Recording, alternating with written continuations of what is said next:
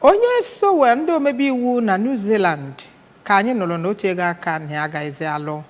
Ya bụ onye a na-ebo ebubo na ọ na-aga ọba na ebe a na-elegasị ihe n'ọdụ ahịa wee nye prime minista ha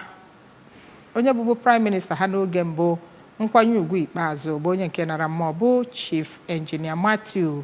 eji ndụ n'aka Ezeabikwa. Chief Ezeabikwa bụ onye nara ezumike dịka onye nkụzi na Federal College of Education Technical Umunze ma bụrụ onye tụnyere ụtụ ifu na enwere udo ịga n'iru n'obodo ha. Ọ nwụrụ ka ọ gbachara afọ 72. Ka anyị sonyere Amaka Chibuzokoye n'ebe akụkọ a dị.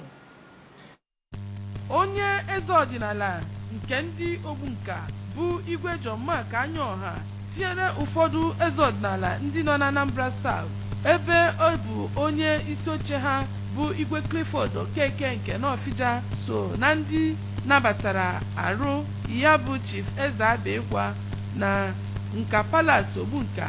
ebe enwere obere ekpere ya tutu a wee buru ya wee gawazia na Ogbunka Town Hall na be ya site na Jamisa nke a tụrụ n'aha ya bụ nwoke nwụrụ anwụ ka onye ụkọchukwu nke bụ onye Ogbunka bụ Reverend Father Professor Ferdinand Nwigbo sịrị na ọnwụ bụ ihe na-echere onye ọbụla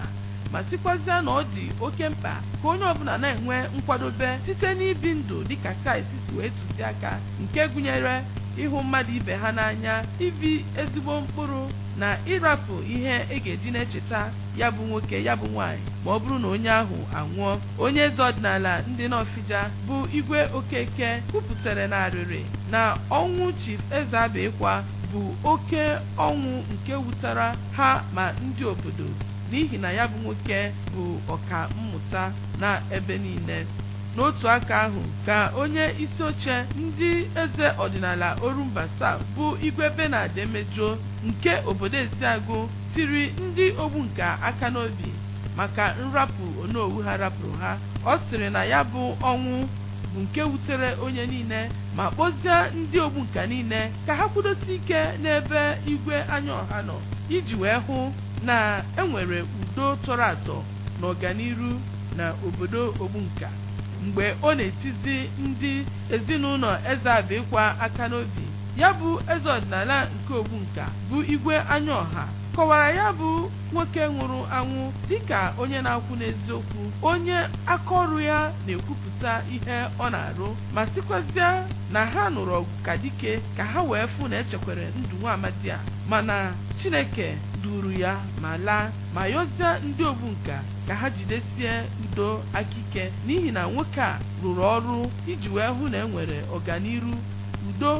na Ogbunka Progressive Union. N'okwu ha dị iche iche ka nwanne ya bụ nwoke nwụrụ anwụ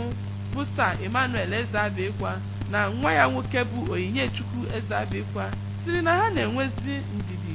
n'ime Chineke n'ihi na nna ha arụzugo ọrụ ya si na ọ bụ mmasị Chineke na ọ ga-akpọrọ ya n'oge ugbu a na ha enweghị ihe ọzọ ha ga-eme kata ma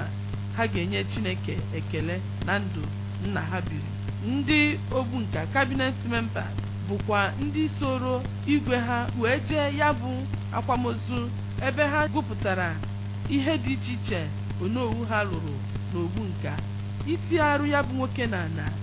ịbịa ụlọ ọnwụ na ihe ndị ọzọ dị iche iche bụ ihe kpalitere ya bụ